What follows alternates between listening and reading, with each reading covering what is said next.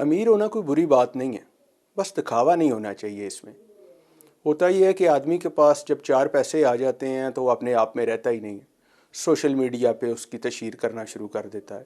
عام لوگوں میں اٹھے بیٹھے گا تو اس کی کوشش ہوگی کہ میں اس چیز کو دکھاؤں، ظاہر کروں۔ ایک مشہور قول یاد آ گیا کہ جس شخص میں ذاتی صفات نہ ہوں وہ مکان سے لے کر ہر چیز تک اس کی تعریف چاہتا ہے۔ یہ دیکھنا چاہیے کہ جب معاشرے میں انسان چلتا پھرتا ہے تو اس سے ترغیب کیا جا رہی ہے، معاشرہ اس سے سیکھ کیا رہا ہے۔ ہم بھی تو معاشرے کے ہی لوگ ہیں، اب اس سے ہم لوگوں کو کیا سکھا رہے ہیں؟ اگر ہم لوگوں کو یہی سکھا رہے ہیں کہ آپ صرف اپنی ذات کے بارے میں سوچیں اور کسی کے بارے میں سوچنے کی ضرورت ہی نہیں ہے، تو یہ کوئی اچھی بات نہیں ہے۔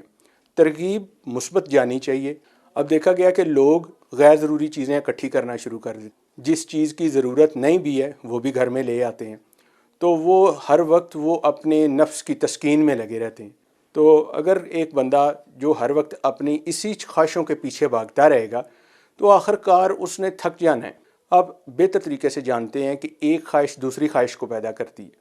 اب ایک خواہش پوری ہونے کے بعد انسان اسی پر اکتفا نہیں کر لیتا، بلکہ کہتا ہے کہ اب دوسری خواہش پوری ہونی چاہیے، دوسری کے بعد تیسری خواہش پوری ہونی چاہیے، اور خواہشوں میں ہی اس کی ساری زندگی گزر جاتی۔ تو کیا زندگی خواہشیں پوری کرنے کا نام ہے؟ تو یہ جو چیز ہے کہ جو خواہش کا سفر ہے، یہ بڑا عجیب سا سفر ہے کہ یہ تو نہ رکنے والی بات ہے۔ تو ان چیزوں سے بچنے کا بہترین طریقہ یہی ہے کہ جو حاصل ہو گیا اس پہ اللہ کا شکر ادا کرنا چاہیے، اور جس چیز کی خواہش ہے اس کے لیے کوشش کرنی چاہیے، لیکن بے جا خواہشیں بھی اپنے ذہن میں پالتے رہنا، اپنے اعصاب کو مشتعل رکھنا، یہ بھی کوئی سمجھداری نہیں ہے۔ ویسے بھی یہ دنیا تو ایک مسافر خانہ ہے۔ ایک مشہور دانشور کا قول ہے کہ انسان مسافر خانوں میں ہمیشہ آباد رہنا چاہتا ہے، یعنی انسان نے آنکھ اس دنیا میں کھولی ہے تو وہ کہتا ہے یہی سب کچھ ہے، لیکن وہ بہت سمجھدار اور عقلمند لوگ ہیں کہ جو یہ کہتے ہیں کہ اس دنیا میں رہ کر ہم نے اس دنیا کو بھی بہتر کرنا ہے اور اسی دنیا میں اگلے جان کی تیاری بھی کرنی ہے۔ تو یہ بڑی اچھی بات ہے کہ انسان ویسے تو خطا کا پتلا ہے، لیکن اسے عقل بھی عطا فرمائی گئی ہے، اور وہ اسی لیے ہے کہ انسان ہر چیز کو سمجھ کر چلے، اپنے ارد گرد نظر دوڑائے، اس کو جو احکام ملے ہیں ان پر عمل کرے تو یہ زندگی آسان ہو جاتی۔ کوئی بھی دور اٹھا لیں، انسان امیر ہونا اور امیر رہنا پسند کرتا ہے۔ اب امیری صرف پیسہ ہی نہیں ہے۔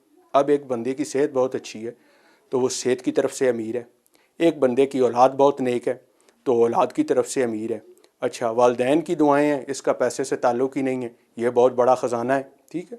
تو یہ جو ہر چیز کو پیسے کی نظر سے دیکھنا اور پیسے کو ہی سب کچھ سمجھنا، یہ بڑی عجیب چیز ہے، اور اب ہم یہ ماننے کو تیار ہی نہیں ہیں کہ خیال سے بھی بندہ امیر اور غریب ہوتا ہے۔ اب جو خیال کی غریبی جو ہے وہ خیال کی غریبی کو بھی ایکسیپٹ کرنا چاہیے کہ خیال کی غریبی یہ ہے کہ سب کچھ ہونے کے باوجود بندہ یہی سوچتا ہے کہ میرے پاس کچھ نہیں ہے، حالانکہ اگر صرف انسان اپنے وجود پہ ہی، اپنے جسم پہ ہی نظر دوڑائے تو اسے پتہ چلتا ہے کہ یہ تو سراپا ہی ایک نعمت ہے اور یہ تو اللہ تعالیٰ کی طرف سے ہے، اسے کوئی بندہ نہیں دے سکتا، تو میرے پاس خود یہ چیزیں موجود ہیں۔